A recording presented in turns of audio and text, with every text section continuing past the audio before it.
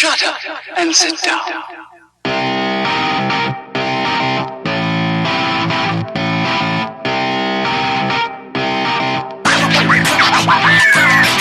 And welcome to the Week 11 edition of the BlackSwarm podcast. Thank you for the Rob Antonell. Win number 9 in a row over that team to the east, 16-7. Ties the record for Massillon's longest winning streak in the series, but we still got 2 more to go to get to McKinley's 11 wins. But I feel like we have some pretty strong momentum to get there. But that's a conversation for a few years from now. So with that, Rob, what do we think of the game, brother? Yeah, I mean, obviously playing McKinley is always a really fun time. It's a really big game. It kind of stinks that McKinley's still not back to being a great program. You're going into it kind of assuming you're going to win. So, even though the game was, close on the scoreboard, it felt like it was never in doubt. It was pretty comfortable with the lead and not really worried about it. And it's always good to beat your rival, and I'm glad we did. But still waiting for them to, close to it was last year, right? So, I don't have a whole lot to say about it. I am nursing the absolute definition of a McKinley hangover right now. That does make 2 of us. Yeah, I was scratching and clawing to not have to do this podcast today, so here we are. I don't know, just like the last thing I want to talk about right now is football. I don't want to think about football. I don't want to watch football. I don't want to reminisce on last week's game. I don't want to talk about next week's game. I think part of this might just be my subconscious, out of spite, hating the OHSAA for doing this extra week of the playoffs. But I'm nursing that McKinley hangover right now. Yeah, my McKinley hangover is much more of just a literal hangover. We're going into day number, 4 of a top 3 hangover of my life. It was a very, very, very long day, but luckily a good one. And no, it was... let's see if we can power through this real quick then, I guess. It was more competitive, at least on one side of the ball, than I definitely thought it was going to going in. There were a lot of people complaining about how our offense looked, but yeah. I think it's more credit to McKinley's defense. They came out and played absolutely lights out. And that kind of coupled with the fact that our defense, true to form, came lights out, but we expected that at this point, and It wasn't really in doubt. So we didn't have to really do much on the offensive side of the ball. We didn't have to really press the issue. I think, once we got that field goal going into halftime, oh boy, McKinley hangover, no bueno. So once we got that field goal, we went up 2 scores going into half that we didn't, and they couldn't do anything on offense. We really didn't have to do much besides run the ball, run the clock out. They were, besides the fact that their D-line was absolutely playing out of their minds, they were loading up the box. I think they played most of the second half in what is basically a cover 0 look, not necessarily blitzing 8 guys every snap, but they had the safeties creeped up towards the box and just their entire defense causing havoc, and without us really needing to do much besides just run the ball, use up all the clock, that it just kind of was what it was. And, I'm not mad about that. We're up to win number 9 in a row. We did have some penalties, but I thought it looked especially better than last year did, especially at the end. So while the McKinley program isn't quite up to what it's been in the past, we're taking baby steps to get there. Did that have to do with the fact that there was security just crawling all over the place on Saturday? Maybe a little bit. Was it under more of a microscope? And I think, not really a worry about any extracurriculars on our side, but both coaches felt it, and I think one definitely needed to feel it a little more, and it seemed like he did, and more or less clean game, got out of there, and nothing to write home about in that department either. Yeah, the McKinley game is always a different game, and it's going to be played a little bit different. We've seen plenty of, slow rolling, just hard hitting games that there's not a whole lot of offense.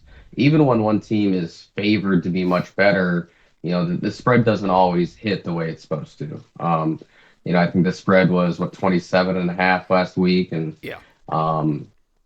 I'd have to check and see how many people took that. But I mean, I took the under. I just felt like the nature of the game was going to be we're not going to blow them out. We're not going to try to blow them out. We're not going to try to run up the score.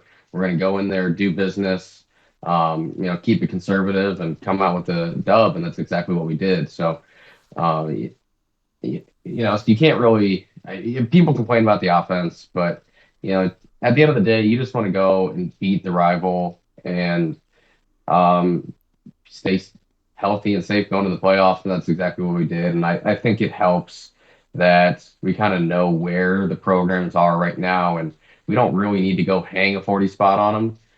Even if we could, I don't think we need to.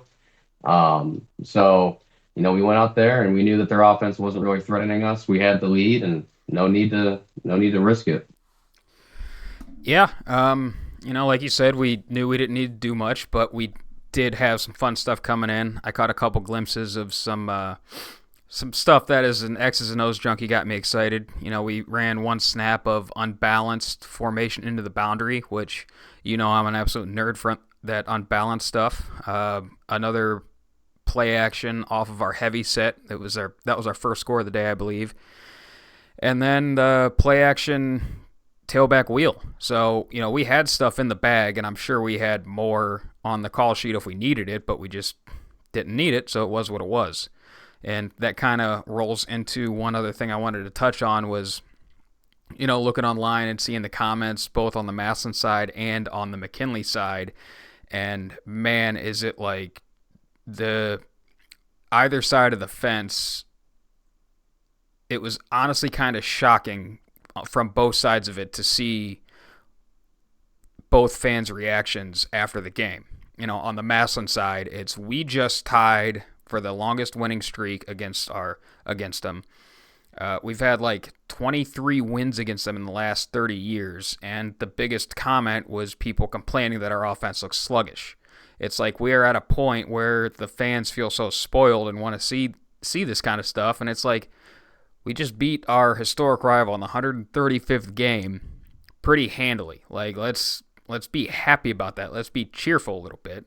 And then on the McKinley side, they're just like a beat dog. Like, well, yeah, kind of saw that coming. Well, that sucks.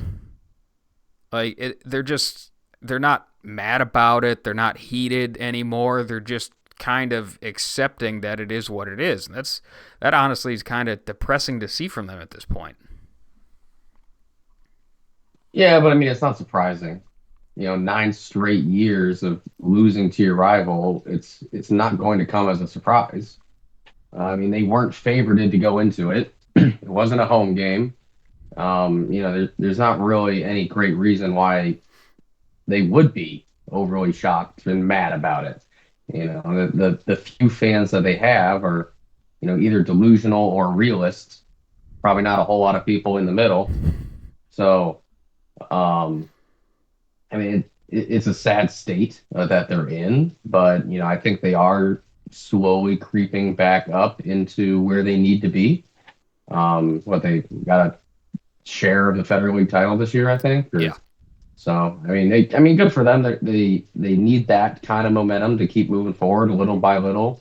There's just such a huge gap between us and them that outside of just it being a historic rivalry game, it's really not that exciting of a matchup year in, year out. Yeah, I mean, you hit the nail on the head with that one. It's just kind of, I guess, in the moment, like, I never really looked on that side of the fence as far as on Facebook and that kind of shit before. And it's a little bit depressing. It just seems hopeless and hapless and maybe half a step up from rudderless at this point. So, but is what it is. Better them than us. I'll take it. Shout out to the Fed 20 years ago for not letting us in, because now they're a whole lot of mid, and we're coming off of a state championship victory with a few more appearances to show for it. So they can suck it. McKinley can go back to suck it, and we can just move right along. And you got anything else? No, I do not. I kind of saw that one coming. So I got a couple clips for film real quick, just from the McKinley game, and we'll keep it rolling. All right, so first play in the film room, we have our first touchdown of the day. A little play action off our heavy personnel. Rollout, first reads covered. But you can see how much that play action just sucked up the defense. Let's, oh my God. I just blank on names so often at this point. It's not even funny. Tolles. Yeah, it's because you don't know their names. Yeah. I know the names. Tolles. Let's Tolles just kind of slip on the crosser and leak out free into the end zone. But, I like the design. You got both backs heading right, which is kind of a big key in this set. Usually they'll take you where the ball goes, slip the Zimmerman underneath opposite and out, and if you didn't have three different McKinley guys trying to cover him, then I think that might be a walk-in touchdown for him. Yeah, I love the play design. It's tough to cover both of those things in high school. Pretty good discipline on their backside to not over pursue. So they're able to get Zimmerman, but yeah, there's just way too much in the wash for anybody to pick up Tolles coming across, and Slaughter does a good job of knowing it's there and hits them. Yep. Plus, love getting him out on designed rollouts, boots and stuff. He's excellent at scramble drill as is, so throwing on the move ain't no problem for him. All right. Next up, his second and last touchdown of the day. Another heavy personnel play action. Looks like the same thing we've seen a few times on this show by now of the of Carter on the post. Got Tolles starting to break in for the dig. Tight end crossing. But they're just so far in the box. Their safeties are 8 and 10 yards back, if that. Yeah. They're kind of leaving their corners one-on-one there. The one safety drops boundary side, but, Slaughter just kind of throws it up towards the back of the end zone, knowing that Carter's got the speed, and he's probably going to get the step on the corner, which he does. Carter tracks it down. It wasn't perfectly in stride, but that's a safer ball, in case the safety does make his way over. Better to be vertical than across the middle, and, Carter's going to go find it, so just get past the corner and lay it up for him. Yep. And, offensive line gives a good pocket. We've been a little bit harder on him this year, but props where it's due. Just gives him room to step up, and, this play action stuff, even on the deep bombs, if the receivers, gets separation like that on the corner and play action sucks up the defense, it doesn't take much. Just ball fake, step, hitch, and throw. All right, a couple clips from the defense.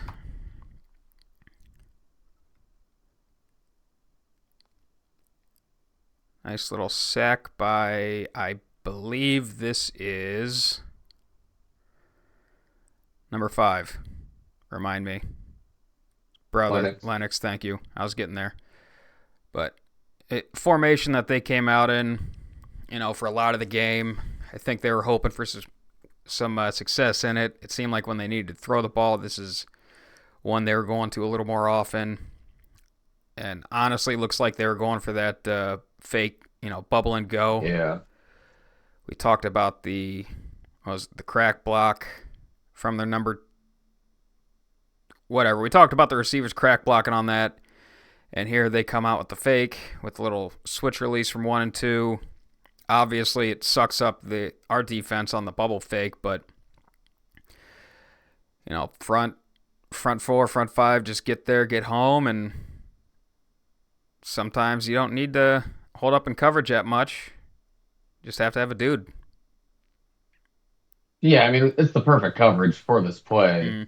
Mm. And, you end up kind of getting a one-on-one here at the end, but we're bringing the house. So by the time he's able to come across the field, he's a one-on-one with Hack. I mean, there's chances are you don't need to hold up any longer than that. So, we knew they like to throw a lot of screens, and we have good defense of designs on the back end for screens and the fakes off the screens. So, it's not a surprise that they weren't able to do much with this. Yep. And so go last but not least. Nice little interception on the day.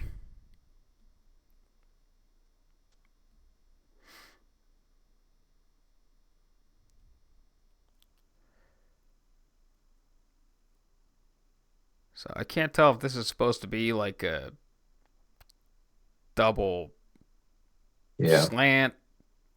Somebody screwed up. Kind of looks like it's a double slant, but I can tell you where I don't want to say where they went wrong, but where we went right is this linebacker is able to reroute both receivers. And if that number one doesn't get rerouted, he might be right where the ball is supposed to be. But he gets knocked off his mark just enough that. Oh. I think that might have been a pretty good pass if the receiver doesn't get held up right there. Yeah, and it looked like the quarterback wanted to throw it, then wanted to double clutch it, but pressure in his face made him get rid of the ball. No. I mean, he had pressure in his face, but he knew he had to get that out of there. But yeah, that's a phenomenal job, again, by Lennox. You talk about getting... You usually talk about getting a 2-for-1 in the blocking game, or maybe a receiver running a guy off and going up and blocking the safety and when there's man coverage or something, but 2-for-1 coverage with the reroute by the underneath dropper, that's some good stuff right there. Yeah, I mean, just that little nudge is all it took to completely get him off of the spot of where the quarterback thought he'd be, and turns into an interception. Yeah, just one little nudge turns McKinley from knocking on the door of the red zone to sending the defense out on the field. And that's what we mean when we say game of inches, boys and girls. Yeah. I also like Hack just completely decleating their kid that didn't have the ball coming to him. Hey, man, just don't bring that shit over just the middle. Timing it up. Just timing it up in case he was getting the ball. By the time the... I was going to say, by the time the ball gets there, or by the time he's laying the hit, ball's been caught, he's just blocking a guy now, so... But, no, he's... No. Yeah, no, he was timing it up just to hit him as soon as he was going to catch the ball. That kid's feet are in the air as we are making the interception. Yeah. I'll tell you what, though. He probably did not want to run a slant the rest of the game. Yeah, probably not. That is how you discourage routes over the middle. Maybe give him one early. Like, let him catch it and then lay the wood like that. And he's coming to the sideline like, hey, coach, I ain't running that shit again. Not happening. But that's all we got for film room. No, figured, honestly, it wasn't worth it to show the next one that between the hangover and who they are as a team. Just kind of is what it is. We're keeping this show nice and quick this week. So, Rob, any more comments on McKinley before we get out of here? No. Attaboy. All right, so we got the 4 and 6 Licking Heights coming into Massillon on Friday night. We kind of touched on it earlier about how OSHA is just going for the money grab, having these, let's call them less than stellar teams in the playoffs now, but I think this is a perfect team to knock that McKinley hangover off. I'd much rather us come in and have a bit of a stinker on Friday night as far as the opponent we're facing, rather than a slugfest having to walk into right after what is always an emotional roller coaster of a McKinley game. So might be a little bit of a tough watch, but it kind of is what it is. And hey, I will always take more football. So with that, like I said, they are 4-6, number 14 in our region this year.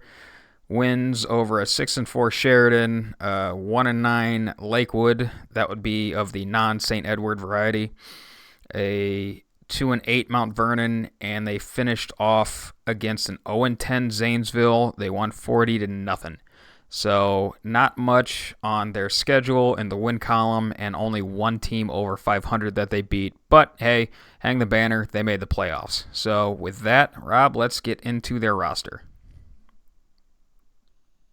Yep, so we'll start up front where they actually have decent size: 6'3", 285, 6'2", 300, 6'2", 260, 6'2", 220, 6'3", 260. Their best two players are their tackles.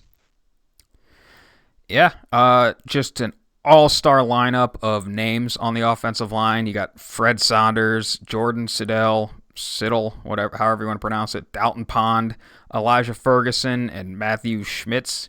That is just 10 out of 10 offensive line names. You got your tackles or numbers in the 70s. You got a couple 50s and a number in the 60s up there. Just no notes, perfect lineup. Can't do better than that. At receiver, 6 foot, 155, 5'7", 170, 5'8", 150, and a couple other kids in the 5'8", 140 range. So not a lot of size with their receivers. Yeah, definitely not a lot going. 5'7", 170, 5'8", 150, and then 6 foot, 155. I mean, having a guy that's 6 feet in your receiver room ain't bad, but 155, there is not a lot of meat on that frame there.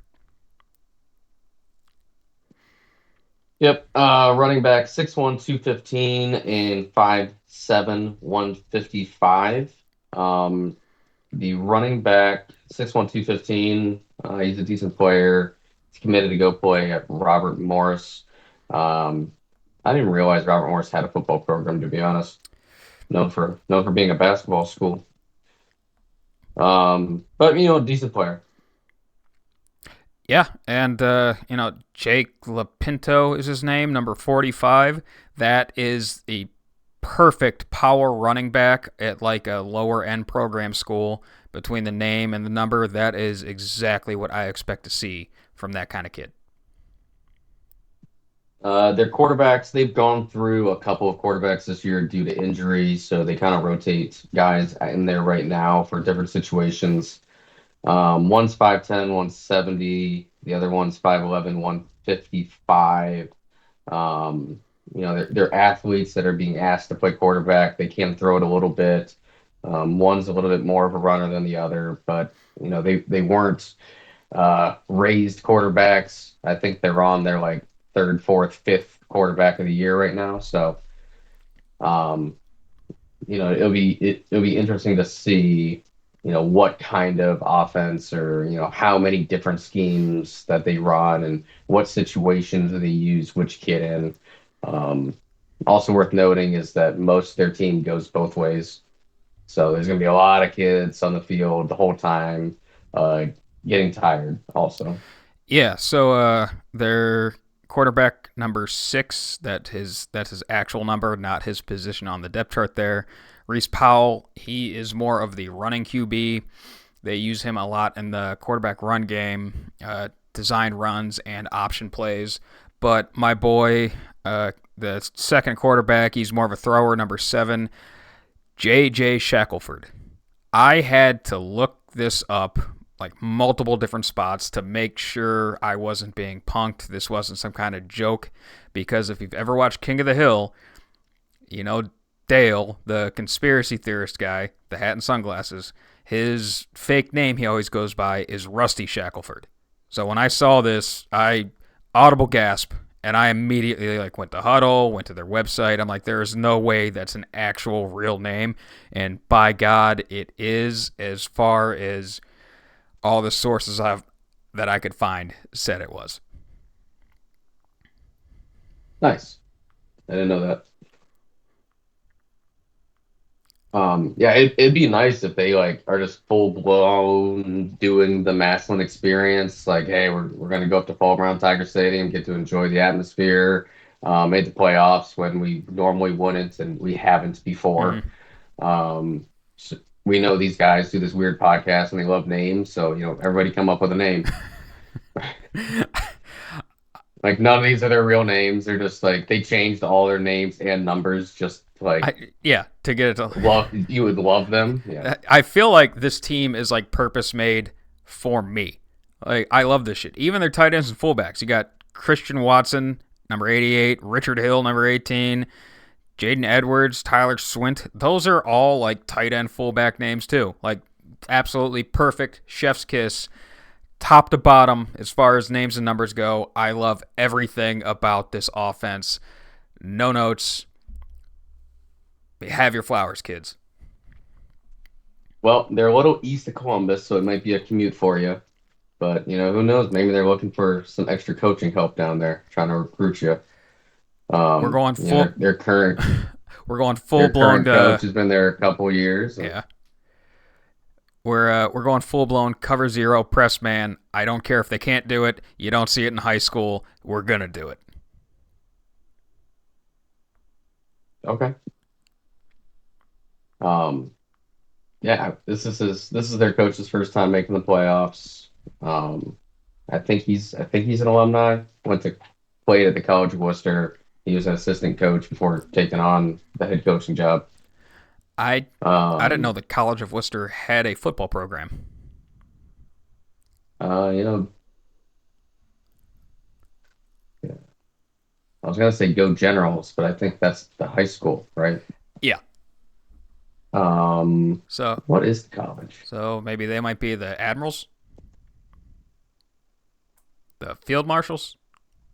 I think they are like black and gold or something. We'll get up here in a second. So getting onto the defense, like we said, it's a lot of two-way players. So a lot of these guys are going to be repeats from the offense. Defensive line 6'1", 250, 6'3", 285, 5'9", 280, 6'2", 220. Yeah, this is where the numbers start to fall apart for me a little bit. I see a number 88 on defense. Sorry, kid, we're going at you all night. That is not a number that belongs on that side of the football.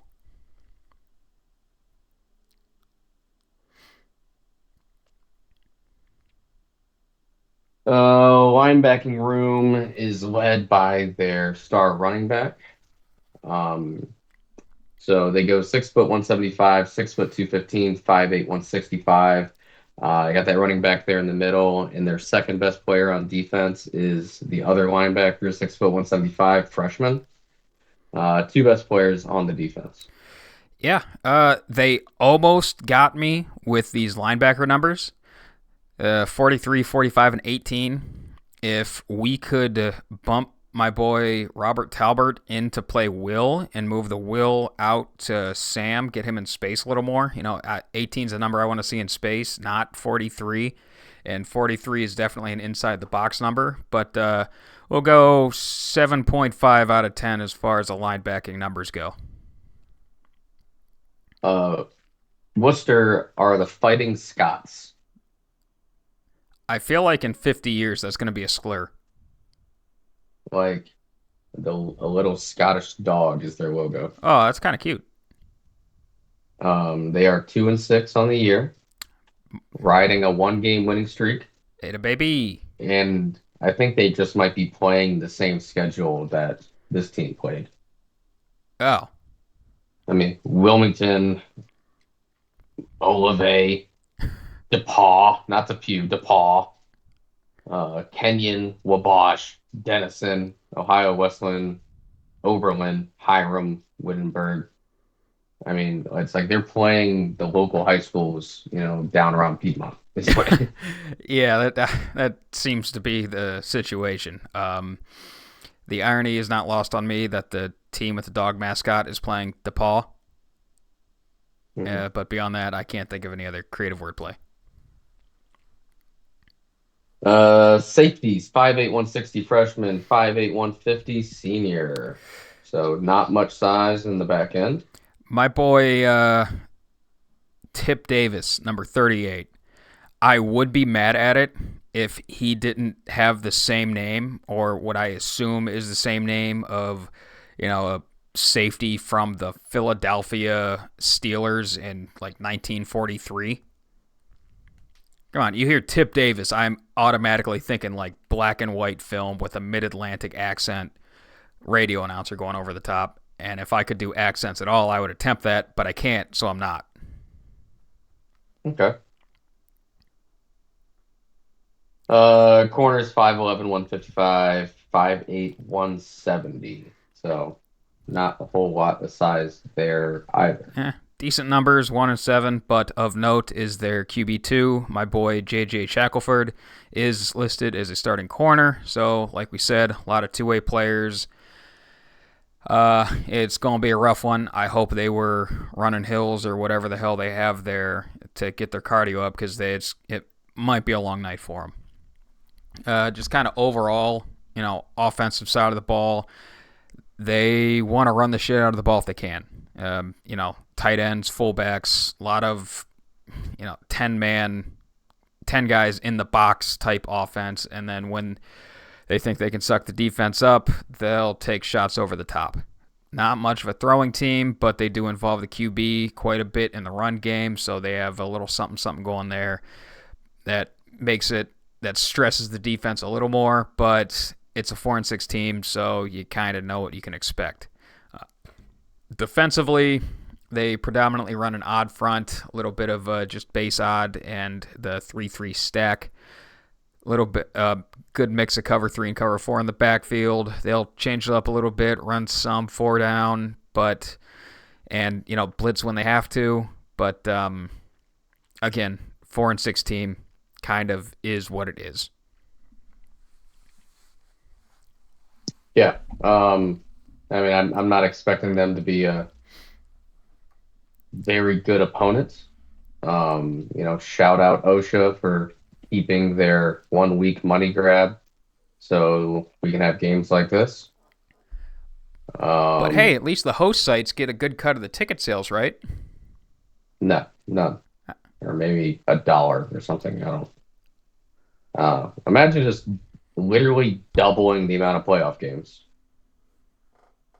by adding 1 week, and then just having a bunch of dumb blowout games, and keeping all the money from it, and then saying like it's necessary. OSHA sucks. Yep.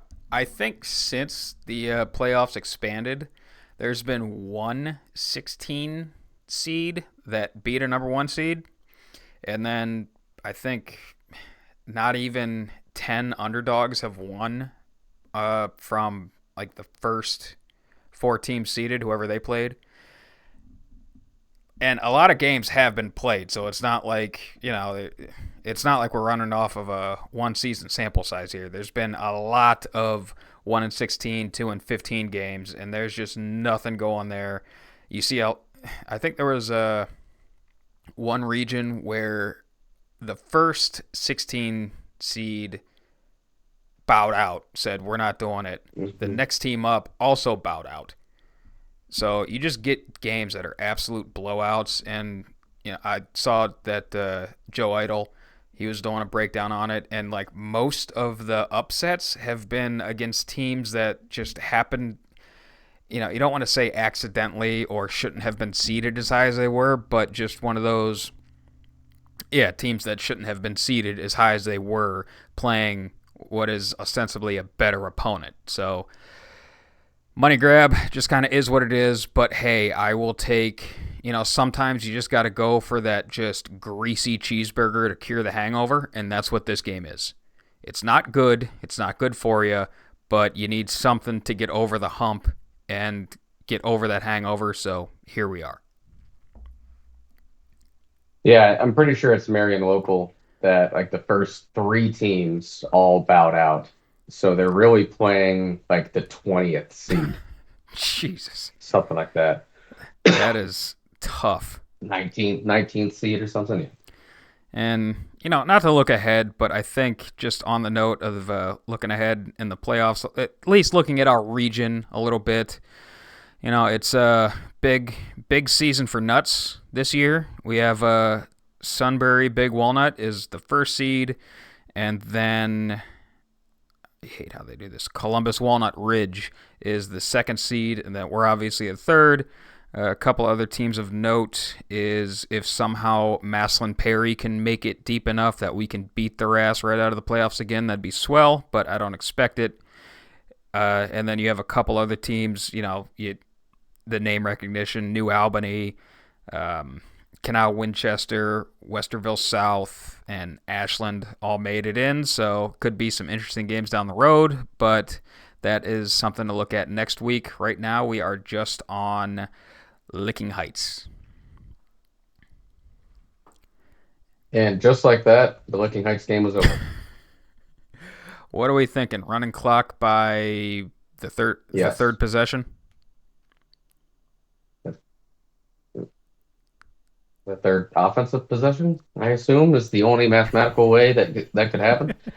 Uh-huh. I wanted to see how you would work out that math, but if there was enough kickoff shenanigans, anything's possible.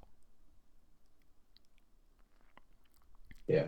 I mean, I don't know. I'm not expecting much from this game. That's all. No, it's gonna be it is what it is type deal. But hey, more football is always good in my opinion.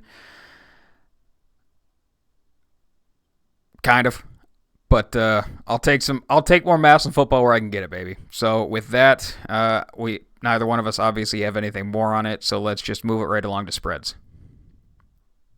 Alrighty. There are a few games kind of worth talking about here. The first one is going to be Hoover at Lake. Ooh, Lake, 1.5 point favorites.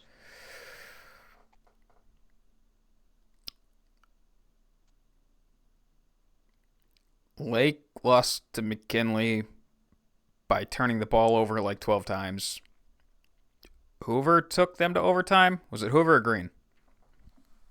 I guess I can look this up. I still have their schedule on my phone somewhere. Let's see. We're just going purely off of this. All right. Yeah.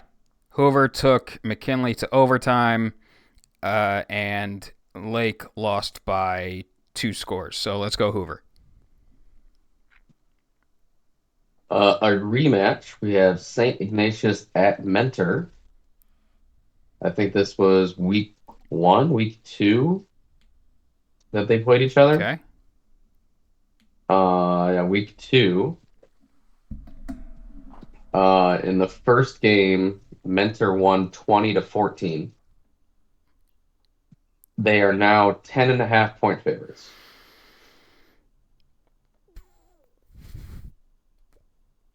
Let's go Menor in a close one, so Iggy covers.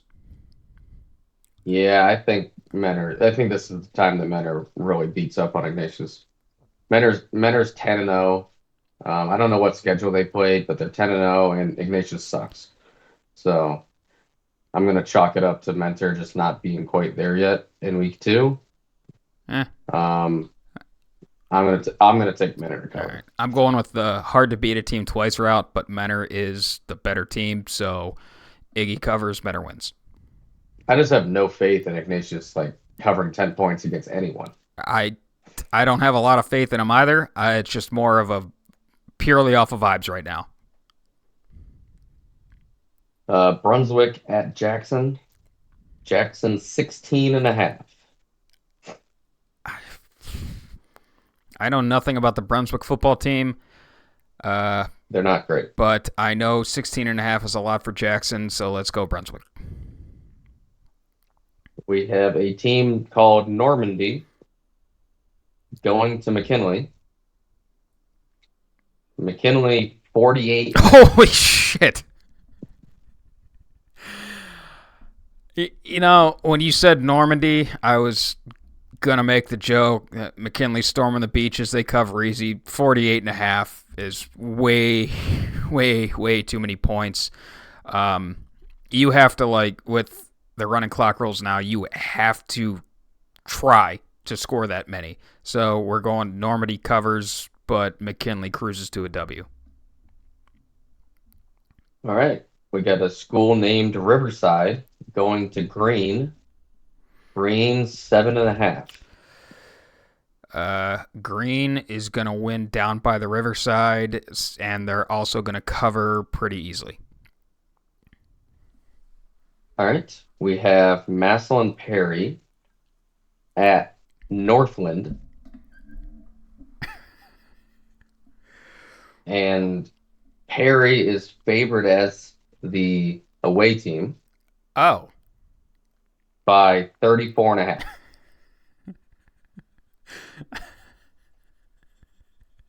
It's just so dumb.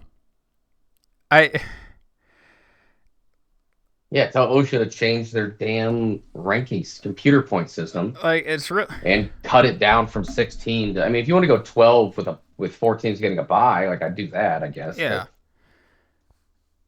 Boy. I can't even remember how many you said Perry was, but it was in the 30s. 34.5. So that's way too much for whatever quasi wing tee they're running nowadays. Perry wins, but yeah, no. What'd you say? Northland covers. Fairless is going to South Range. South Range is favored by 40.5. I love how all of these teams are just like named after vague landmark descriptions. You have Riverside, Northland, and South Range. Yeah. 40.5. You get up into the 40s, especially in the playoffs. No, it Fairless covers, but does not even sniff winning. Let's get into some games that actually matter. Oh boy. Air Force at Army. Army 22.5. Unfortunately, Air Force sucks this year. Army's got to carry the torch for the ranked academy. So, and to add, all of the academies absolutely hate each other. So, Army's going to absolutely pour it on them and cover this one easy. Number 18, Pittsburgh, is at number 20, SMU. Man, the top 25 is fun this year. It is. SMU by 7.5. Wow. Let's go Mustangs, SMU. We have Louisville Attaboy. at number 11, Clemson. Clemson by 10.5. Clemson still has the stink on them just from my priors of watching them earlier in the season and them looking god-awful, but apparently they've been like pretty solid as the year's gone on. But Louisville took Miami down to the wire, so I think they're going to keep it close. I like Clemson to win, but Louisville covers. Number 19, Ole Miss at Arkansas. Ole Miss by 7. Arkansas has been a tough out for a lot of teams. Ole Miss needs to find their footing again to get back to what they thought they were coming into the season. Give me Ole Miss. An interesting one here, just because it's hard for me to gauge this one. We have Kentucky at number 7, Tennessee. Tennessee by 16.5. It's weird because Kentucky had a couple really good games and then a couple just horrible ones. Yeah. And then Tennessee's had a couple good games and a couple tough ones. Tennessee could have beat Bama by like 3 touchdowns if their quarterback could throw a decent deep ball. Kentucky just makes it a rock fight. So I'm going with Kentucky to cover easy. And honestly, I wouldn't hate them if I was picking them outright looking for an underdog. Yeah, Kentucky's good at being underdogs. The issue is, I think if you go through their schedule, it's like I don't like the way that it's gone. Yeah. It, they started off bad. They got back on track. They almost beat Georgia, and then they had like a stinker, and then they almost beat somebody in a stinker. And I don't know. I don't know what you're gonna get from them is the issue. Yeah. Florida at Georgia. Georgia 16 and a half. Florida's kind of down bad, right? I mean, they're not great. Florida down. They're not ranked. They lost to Miami, which Miami's like number 6 or something, but like the most they're the not. most fraudulent number 6 that ever was. Yeah. Georgia. Georgia. God damn it. Georgia did a good job of taking Texas to the woodshed. Yeah, this one's a rivalry game. It'll mean something to Georgia. I apparently like Kirby Smart just loves beating up on Florida for some reason, so give me Georgia to cover this one easy. Here's one for you. Number 1 Oregon will be playing at the Big House as 14 and a half point That's favorites. Yep. Hammer Oregon. Kind of figured you'd say that. Ohio State at Penn State, 4 versus 3. Ohio State's favored by 3.5. 3.5. Yeah, for as down bad as the Ohio State fans have been on Twitter, you'd think that they've just laid an absolute egg this season, and their only blemish on the schedule wasn't a 1-point loss to the number 1 team in the nation. Running game not great, down to their 3rd string tackle. I think, well, and also like Ryan Day is 1-4 against top 5 teams, but old boy at Penn State is like 1-9 against Ohio State. Yep. I think that trend continues, and Ohio State finds their footing. Give me Ohio State. And then there is the Massillon game. Massillon is the home team, and they are also favored. You don't say. I do. I do say Massillon's favored this week. Do we have the numbers on how many people picked the under or picked McKinley to cover from last week? If you give me a couple seconds, I can tell you. I can give you a couple. But man, Massillon. 70% took Massillon to cover. Wow. 27.5, which, I was not one of those. Yeah, no, smart man. Massillon minus 43.5. Not quite. Minus 51.5. 49.5. Jesus. 50-point favorites in the playoffs. I thought We're not even the number 1 seed. I thought moving the line up was going to be a bit, and it was going to be like minus 38 or something like that. Minus 49.5. My God. And I thought 42 or whatever I said first time was even a little bit high. Holy shit. Yeah. OSHA likes money. It is what it is at this point. We all kind of know that. Yeah, this one's a real hard one. Give me the Hornets to cover, but Massillon can just cruise to probably our easiest victory this season. And we played Glen Oak. Yeah. Yeah. Holy shit. Playoffs, baby. Really gets you worked up and excited this time of year. Yeah. Listen, like I said, this is the greasy cheeseburger game. I'll take it. You got to cure the hangover somehow. We can cruise to this one. And you got anything else tonight, brother? No. Didn't think so. Love to hear it. OSHA sucks. And they hate kids. That's what people are saying. People are saying. People are saying. People are saying. People are saying OSHA hates kids. So, with that, we'll get out of here. Go Tigers. OSHA sucks. Go Tigers.